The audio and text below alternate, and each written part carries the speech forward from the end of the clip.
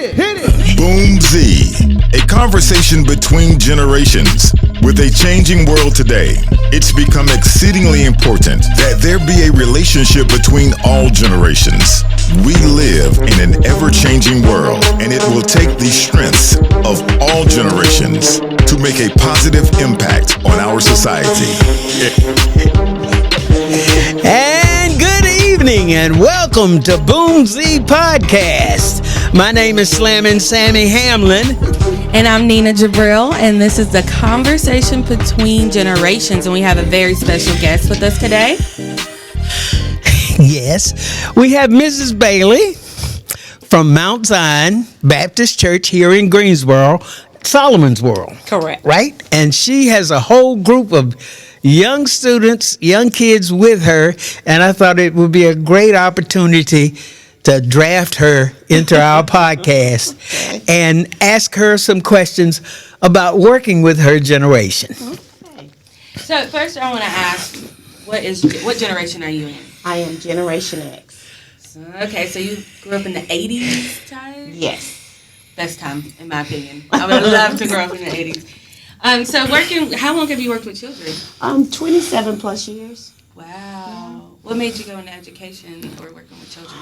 Well, I think part of it was I had come from a big family. I have a lot of siblings under me, and I was like one of the older children, and I just was a caregiver. I just love working with young children. Oh, that's beautiful. Yeah. Well, I tell you what, you got a very well-disciplined group of kids here. They were just great. They've gone exactly, I don't know where you cracked that whip or what. Sometimes you have to. Yes. There are consequences. How long have you been doing this? About 27 plus years. With young kids? Yes. What has been the biggest change you've seen in the age groups of children that you've worked with? What's the difference between the kids now and the kids you might have worked with 10 years ago or 5 years ago? Wow, that's there's not much of a big difference in 5 years, but if I go further back, there is. But with this group, they are a little bit more challenging as far as learning how to self-regulate, to be able to take their anger and manage it, as well as, just being responsible for themselves. The teaching is changing as well, so that the learning that they're having is also changing. Right. And in comparison with kids 10 years ago, what would you say? 10 years ago. Well, 10 years ago, I think we were more focused. They were more focused then, more involved in wanting to learn in their education. It's not all children, but the majority of them, that's the difference. So 10 years ago would have been Nina's when she was a young teenager. Oh, okay, yeah. Yeah. 15, about 15. Yeah. Right. No, so, my question is, what do you think, they're Generation Alpha, so they're born between 2010 into 2024. So what do you think they bring to the table that previously the generations didn't? Oh. Or what do you think they'll excel at better, too? Technology. Oh, yeah. Yes, definitely technology, because even with my generation, I asked the younger children, what can I do on my phone? I've learned different things from my cell phone to do, and I'm saying as age of 5 years of age, they can tell you how to operate your cell phone, the computers, iPads, laptops. They're whiz when it comes down to that. Oh, yeah, absolutely. Mr. Sam likes to call my generation the technology generation, but I think it's these kids. They can iPad me through circles. They can work that thing. Yes. But tell me something. Do you think it's to an extreme with the technology? Do you think these kids are too involved with their phones and their iPads? I do. And that they possibly neglect some of the other basic things? Like reading a book. Yes. Absolutely. Even on their iPads, there are books available, but they don't do that. It's a lot more gaming happening rather than learning, reading comprehension, math skills. So it's almost like their focus is just computer, and not understanding the importance of even going outside and having outside time play. So yeah, I know that's one thing. We played outdoors all the time. All the time. You know, and these kids now, you know, they're lucky if they see the sunshine. Yeah, You that know. was my question. Do you see like a difference in social skills? Oh, absolutely. Yeah, because of Absolutely. technology Right. and social So media. communicating as far as eye contact, Mm-hmm. you know, I have to constantly say, "Look at me, eyes on me, focus, focus." Mm-hmm. I think a lot of times because of the technology, the focus of the children are going away as well. Where do you think these kids will be 20 years from now? Where will any of us be 20 years from now? You know, so that's a hard question to answer. I would hope that some of the old things that we used to do is brought back into the school system and not so focused on just testing and learning that way or technology. Even though I believe that this generation and 10 years from now, we're going to all have to know technology because Yeah. that's the world we're moving into. Yeah. Well, I'm really, really old school, and I just feel like most of the kids today are missing so many of the basic fundamental things of life.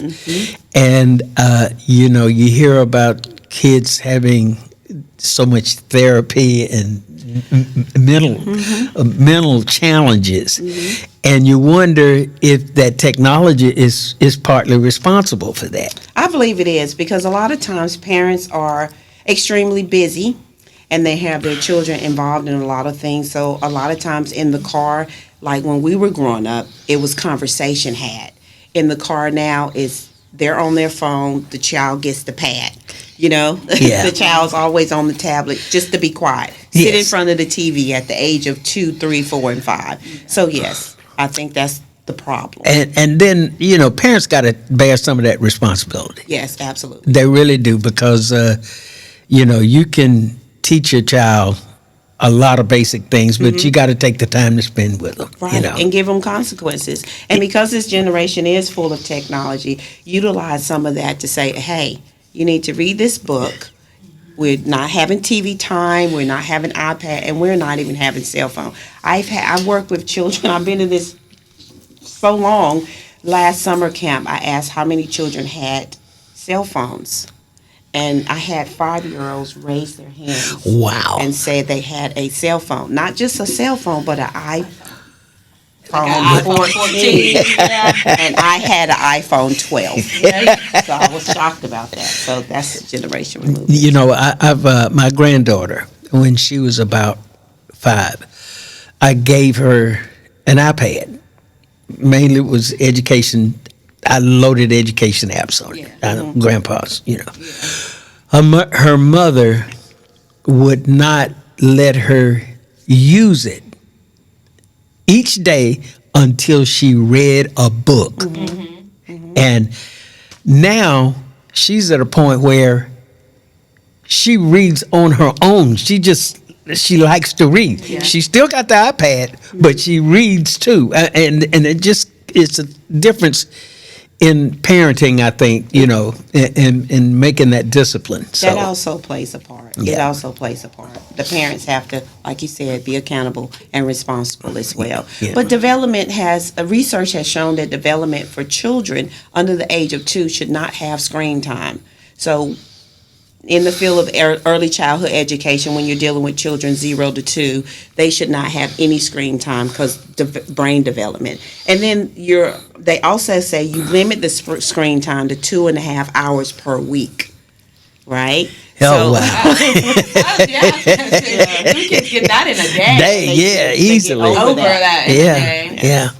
Well, you know, Nina, you have any other direct questions? You know, Not that I have, but like, no, not really. I asked all my questions. Y'all got into a good conversation about education. Oh, and yes. this has really been great. I mean, she just happened to stop by, you know.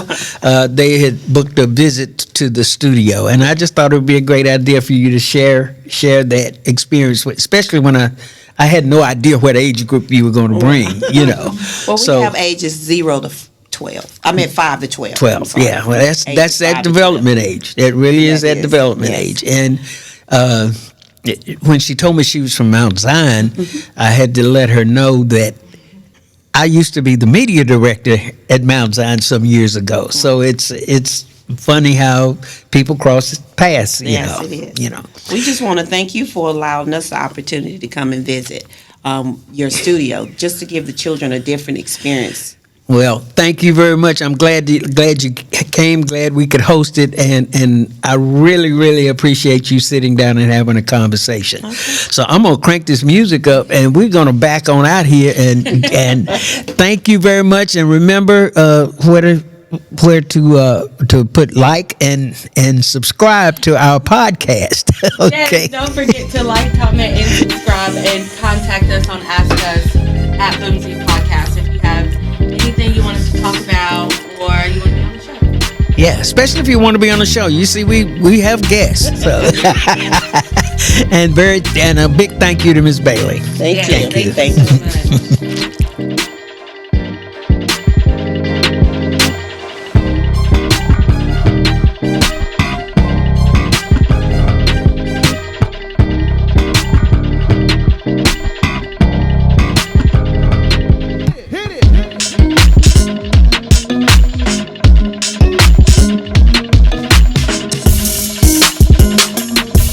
It's a TEM joint.